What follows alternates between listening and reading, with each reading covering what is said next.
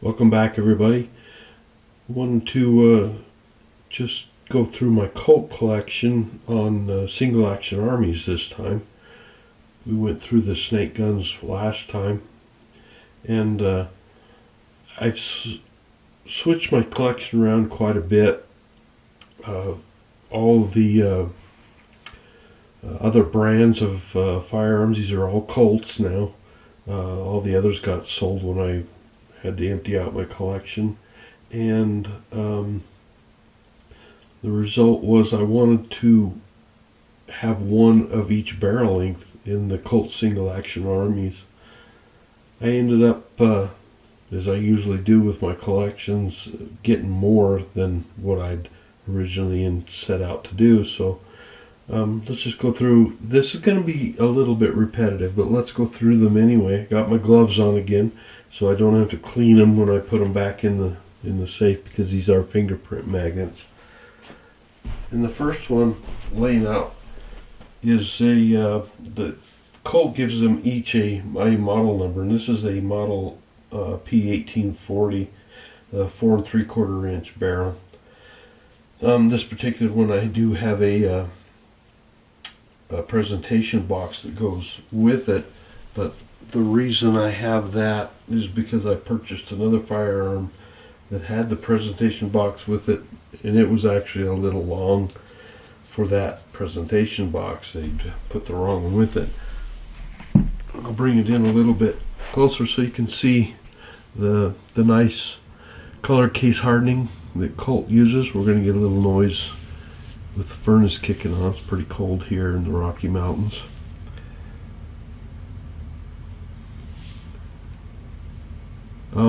I found a dealer that actually has quite a few of these firearms available regularly, and wanted to and I use them to build up my collection for the most part.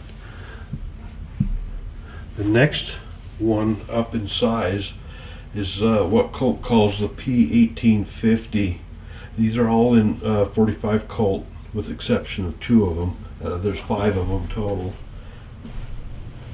But the P1850, I'll bring it in the frame here, is a 5.5 inch barrel, just a hair longer. Again, it's case color hardened. Let's see the nice color case hardening on it.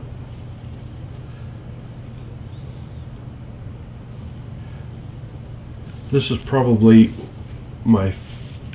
if I had to pick a favorite. The short barrel version is very handy, very nice to shoot, a lot of fun, but this mid-length barrel is one of my favorites. Just long enough to give you a better sight picture, and short enough to be handy still. Again, really nice color case hardening on this example.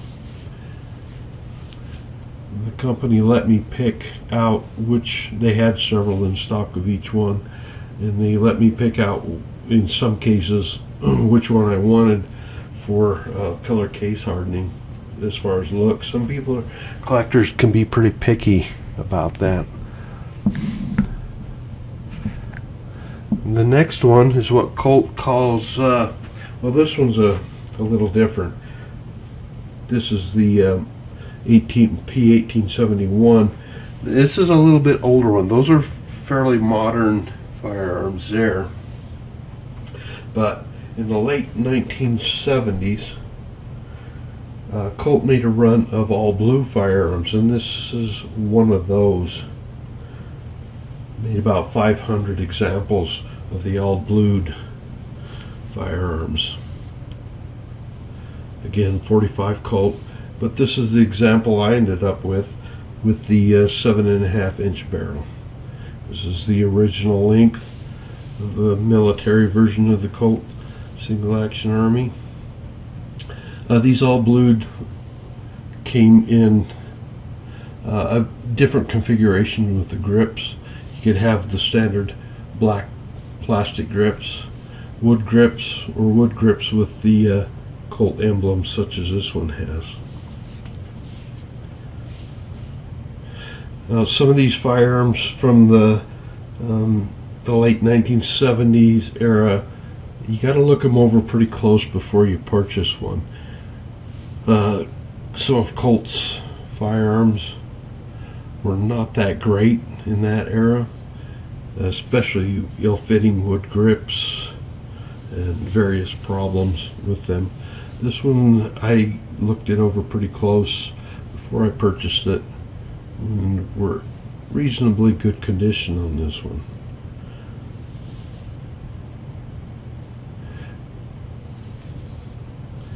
A little bit of dust, but whoops, didn't mean to knock you around like that. Let me get you back into place. Sorry about that.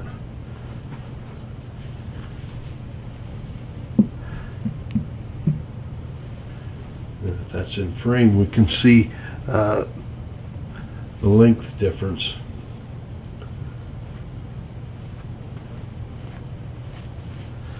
Now the leather one is a repeat on length, and this is what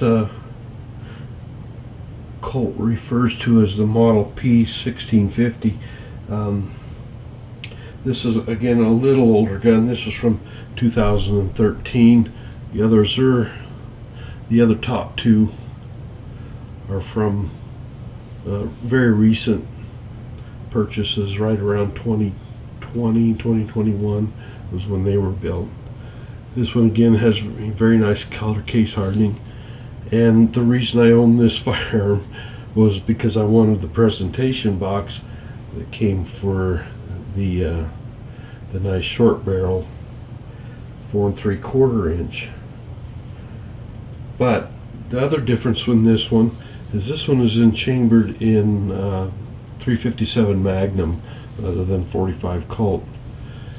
Of course, very pleasant to shoot with 38 specials. So again, same bluing on top of the hammer, polished sides, and this one's got a little bit of use on it.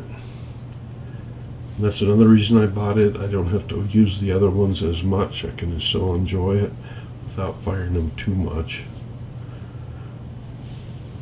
But this one has a few dings, a few scratches, a few turn marks.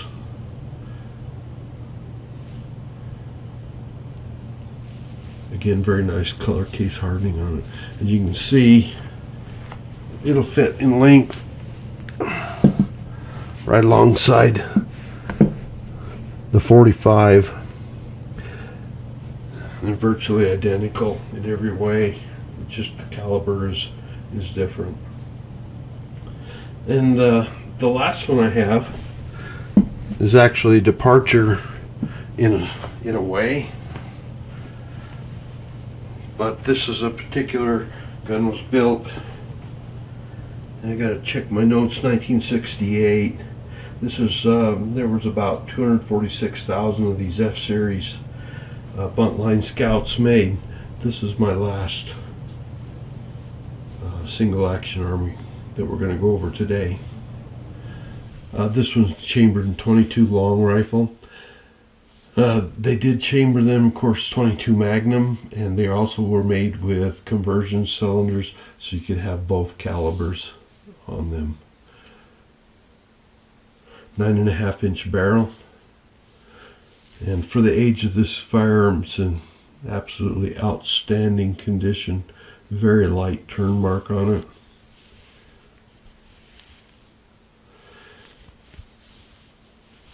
Quite a bit slenderer barrel, of course quite a bit longer.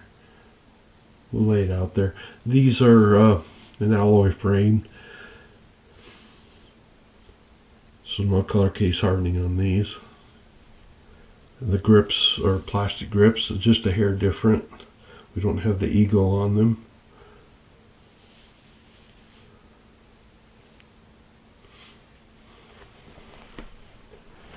So place it down there and place it along the longest barrel, 7.5 inch barrel, and you can see it still stretches out there quite a bit further from it. So there we have it. There's one each of the lengths that I wanted to get of the Single Action Armies.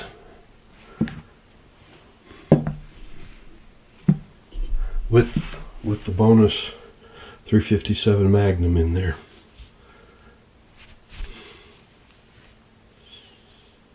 So kind of a fun comparison of a bunch of Colt Single Action Armies.